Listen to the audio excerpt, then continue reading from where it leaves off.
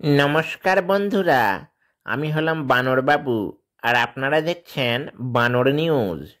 আজ আমরা আলোচনা করব এক গরমাগরম রাজনৈতিক ইস্যু নিয়ে।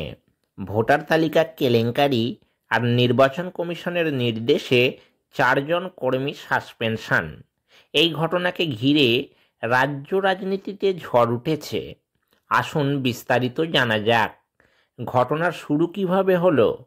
নির্বাচন কমিশনের অভিযোগ, কিছু সরকারি কর্মী ভোটার তালিকার গোপন ডাটাবেস বেআইনিভাবে অন্যদের সঙ্গে শেয়ার করেছেন।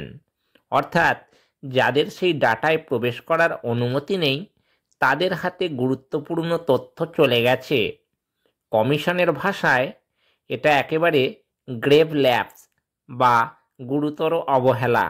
ফলাফল, 4জন অফিসারকে সঙ্গে সঙ্গে সাসপেন্ড করা হয়েছে।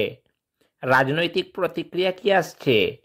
এই ঘটনায় বিরোধী দল বিজেপি সরব হয়ে বলছে এটা প্রমাণ করে তৃণমূল কারচুপির মাধ্যমে ভোটার তালিকা নিয়ন্ত্রণ করছে।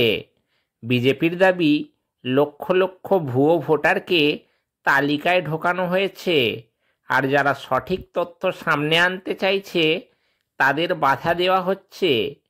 অন্যদিকে শাসক দল তৃণমূল কংগ্রেস বলছে এটা বিরোধীদের তৈরি নাটক, প্রশাসনিক ভুলকে রাজনৈতিক রং দেওয়া হচ্ছে। ফলে রাজ্য রাজনীতি উত্তপ্ত হয়ে উঠেছে। নির্বাচন কমিশনের ভূমিকা কি? নির্বাচন কমিশন পরিষ্কার করেছে যে ভোটার তালিকার সুরক্ষা নিয়ে কোনো রকম শৈথিল্য বরদাস্ত করা হবে না।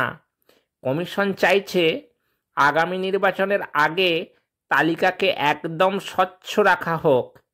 তাই যারা দায়িত্বে থেকে এই ধরনের কাজ করেছেন তাদের বিরুদ্ধে কঠোর ব্যবস্থা নেওয়া হবে বলেও জানানো হয়েছে। এখন সাধারণ মানুষের প্রশ্ন কি আছে? এই ঘটনার পর মানুষের মনে প্রশ্ন জেগেছে, সত্যিই কি ভোটার তালিকায় কারচুপি হচ্ছে?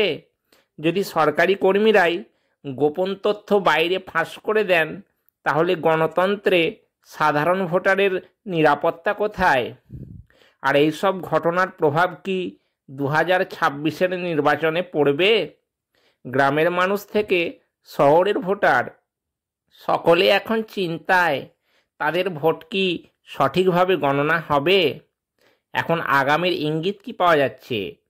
রাজনৈতিক বিশেষজ্ঞরা বলছেন এই ঘটনা নিছক প্রশাসনিক ভুল নয়, এর গভীরে বড় রাজনৈতিক খেলা লুকিয়ে আছে।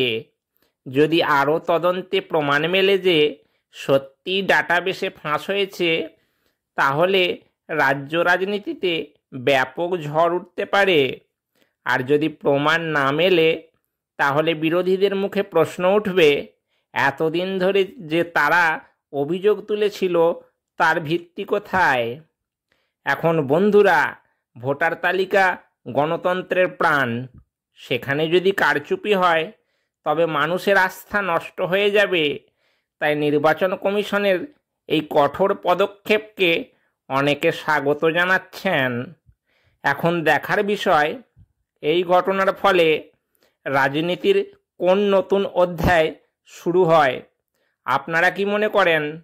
সত্যিই কি ভোটার তালিকায় কারচুপি হচ্ছে? কমেন্ট করে জানাতে ভুলবেন না। ভিডিওটা ভালো লাগলে লাইক, শেয়ার আর সাবস্ক্রাইব করুন। আবারও ফিরব নতুন খবর নিয়ে। ততক্ষণের জন্য আমি আসি। Tata, bye bye.